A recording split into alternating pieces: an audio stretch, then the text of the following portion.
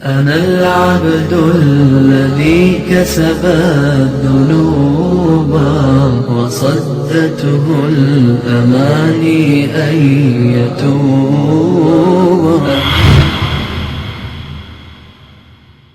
چاند رات جس کو لیلۃ الجائزہ شریعت کہتی ہے اور ہمارے ہاں وہ چاند رات کے نام سے مشہور ہو گئی ہے. یہ بہت فضیلت والی رات ہے. آپ نے جس طرح پچھلے سوال میں یہ بات بھی بتائی ہے.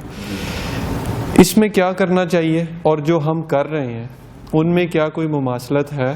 اس رات کو اسی طرح سیلیبریٹ کرنا. بعض لوگ ہم نے دیکھا ماشاءاللہ رمضان کے اندر دینی جذبات ہوتے ہیں تو وہ لوگ اس رات کا انتظار کرتے ہیں وہ شیو کرنے کے لیے اور بہت سی چیزیں ہیں. مثلا اس رات وہ سمجھتے ہیں کہ وہ رمضان جو تھا وہ 29 یا 30 تک وہ اب ختم ہو گیا, اب ہم عید کی تیاری میں جا رہے ہیں تو پھر ہماری مارکیٹس بھی فل ہو جاتی ہیں, خواتین بھی باہر, مرد بھی باہر, اور ساری رات ایون جو مسجد جا رہا ہے اس کے لیے بھی پریشانی کا سبب ہوتا ہے اگر وہ مارکیٹس کے اندر ہے.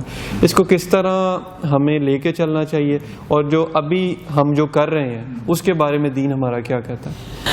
لیلۃ الجائزہ, اللہ کے نبی صلی اللہ علیہ وسلم نے فرمایا جو اس رات کو دو ہیں, ایک یہ عید الفطر کی اور ایک عید الاضحیٰ کی, اسے چاند رات تو نہیں کہا جاتا لیکن وہ بھی لیلۃ الجائزہ ہے, انعام کی رات وہ بھی ہے.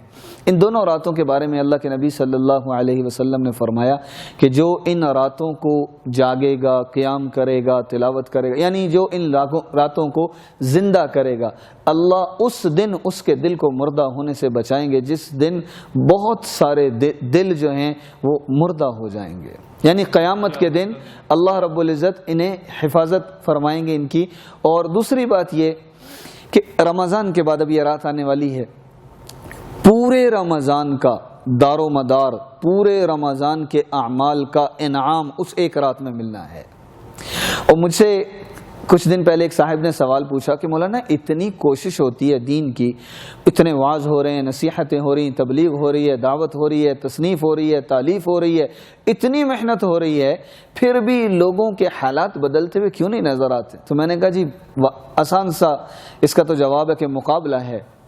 ادھر سے وہ بھی تو زور لگا رہا ہے نا, لَأَقْعُدَنَّ لَهُمْ صِرَاطَكَ الْمُسْتَقِيمَ, روکوں گا, لَأُغْوِيَنَّهُمْ, گمراہ کروں.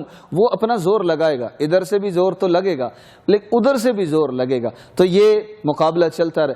اب وہ چاند نظر آتے ہی شوال کا وہ دشمن پھر سے واضح آ گیا سامنے. تو وہ آتے ہی ہمارا ضعف ہے, ہماری کمزوری ہے کہ ہم پھر اس کے ہتھے چڑھ جاتے ہیں. حقیقت یہ ہے کہ اس رات کو زندہ کیا جائے اعمال کے ذریعے.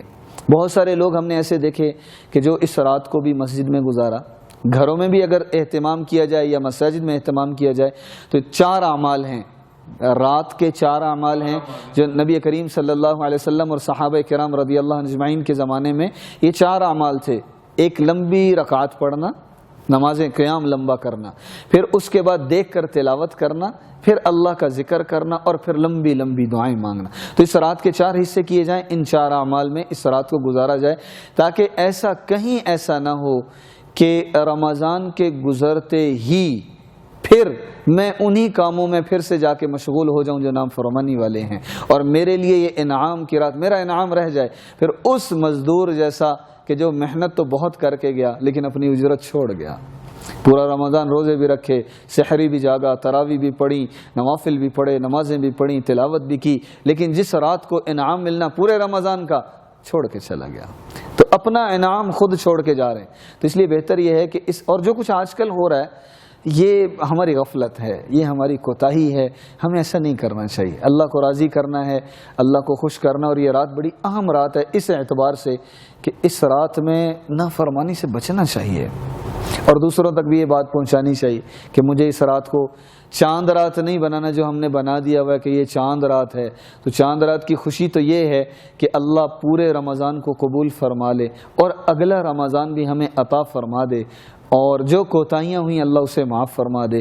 یہ رات تو اس مقصد کے لیے ہے.